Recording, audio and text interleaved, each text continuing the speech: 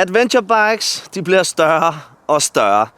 Mere elektronik, mere vægt, mere power. Men helt ærligt, er det i virkeligheden det, adventure riding kørsel handler om? Fordi nogle gange, så er det faktisk de mindre bikes, der giver de største eventyr. Og det har lovet Christoffer her at sætte lidt ord på, altså deres nye QJ motor SRT 450 RX.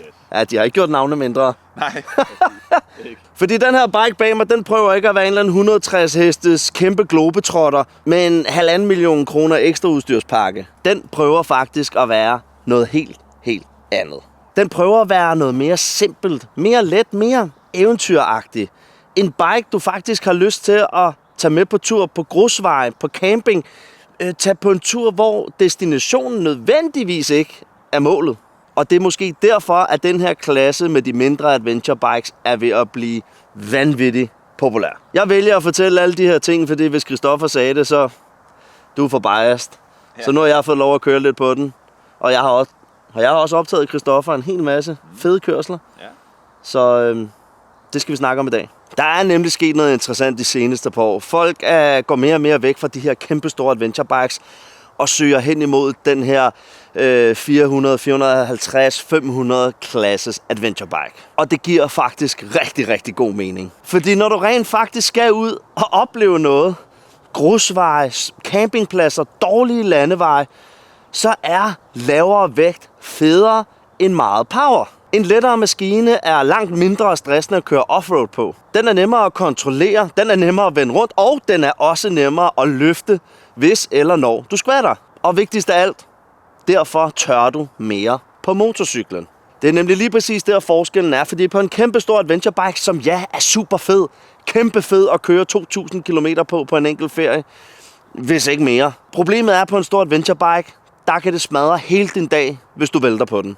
Der er rigtig mange ting, der kan gå i stykker. Den er svær at få op, og det kan ødelægge en rigtig stor del af turen. Men på en mindre motorcykel, som den her SRT 450 RX, du får noget mere frihed. Man får netop lyst til at tage den vej, man normalt måske ikke turer. Jeg kan lige så godt sige, her hvor vi er kørt ned og har sovet i telt, det er ikke den nemmeste vej at køre. Så hvad er den her SRT 450 RX egentlig for en maskine? Det er QJ Motors helt nye mellemvægts adventure bike. Den er bygget omkring en 449 kubiks parallel twin med en små 45-50 heste og det samme i newtonmeter. Ganske normalt for den her klasse. Og det er rent faktisk ret vigtige tal, fordi på sådan en motorcykel, der handler det ikke om topfart. Det handler om balance. Nok power til at køre motorvej, nok moment til at køre på grusvej, og nok overskud til oppakning og touring. Men alt i alt stadig samlet i en størrelse, der er til at håndtere. Og det er præcis det sweet spot, som rigtig mange adventure riders de leder efter. Og motoren på den her QJ er faktisk årsagen til, at den giver rigtig meget mening. En parallel twin i den her størrelse er super alsidig. Den giver meget mere smoothness end en incylindret motor. Mindre vibrationer på lange ture og meget mere komfort på touring. Og det er trods alt vigtigt, når du kører adventure bike. Fordi når man står op, når man kører adventure bike, fordi man vælger at tage de lidt, nu siger jeg sjove veje, grusveje, skovstier, alt det her, der skal man stå op rigtig meget. Komforten og kompaktheden på motorcyklen er super vigtig. Den føles mindre mellem benene, meget mere kompakt og meget mere legesyg. Og så med de her 45-50 heste, så har den altså nok overskud til at køre nogle lange motorvejsstrækninger, overhale uden problemer, så du ikke hele tiden føler, at din motor underpræsterer. Fordi du har valgt en mindre cykel. Og nu skal vi snakke lidt om hjul. Fordi det er faktisk noget af det her, der er alt afgørende på en adventure bike. Jeg har noget i skoen.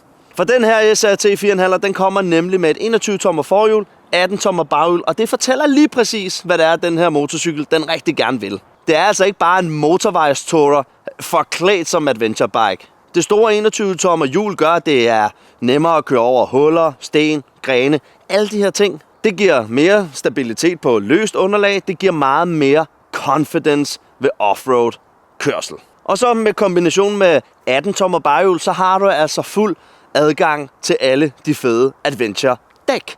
Så skulle standarddækkene her ikke lige være din smag, jamen så er der frit valg i kataloget. For hvis der er noget, jeg ved om folk, der kører rigtig meget adventure riding, så er det, at man skal ikke gå ned på grej. Og har man set sig for et mærke, så er det det, man går efter. Og med den her løsning, der kan du vælge lige, hvad du vil. Det er netop det setup, man forbinder med ægte adventure bikes og rallymotorcykler. Affjedring spiller selvfølgelig også en kæmpe rolle, fordi affjedring på en adventure bike handler ikke kun om komfort. Det handler om kontrol.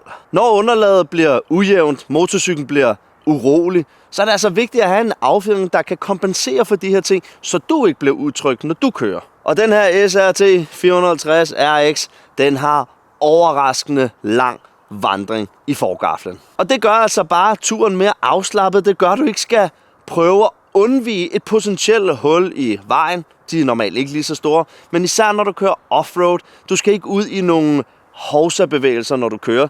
Det kan du altså køre med fuld confidence. Og helt ærligt, så er det lige nøjagtigt i det her setup, at den motorcykel, den giver allermest mening. Det er de små ture, det er eventyrene, det er camping. Tag ungerne med på tur. Fordi de store adventure bikes, de bliver hurtigt for store, de bliver for dyre, det bliver for omfattende. Det bliver bare en lille smule for perfekt. Jeg ved godt, det lyder mærkeligt, men fordi på de små adventure bikes, der er du bare mere fri. Fri til at opleve de ting, som du skal. Den skal ikke fylde, når du er på camping. Den har taget dig frem og tilbage på camping, den har givet dig frihedsfornemmelsen. Men nu er vi på camping, og så vil vi gerne slappe af. Du smider bare oppakningen bag på motorcyklen, uden måske nødvendigvis en plan, og så bare køre ud og opleve. Det er det handler om.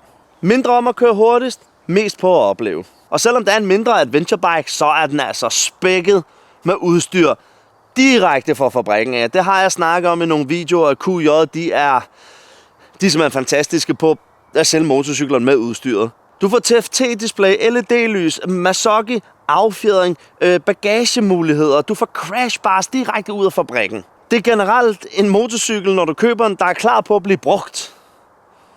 Og det er vigtigt. Fordi adventure bikes, de skal tåle lidt liv. De skal tåle at blive beskidte. De skal tåle noget støv og noget grus. De skal tåle at få tasker spændt alle mulige mærkelige steder, uden at man synes, den må ikke lige blive ridset. Det er en adventure bike. Den har sin egen sjæl. Den skal nemlig ikke bare stå ude foran en café og se godt ud.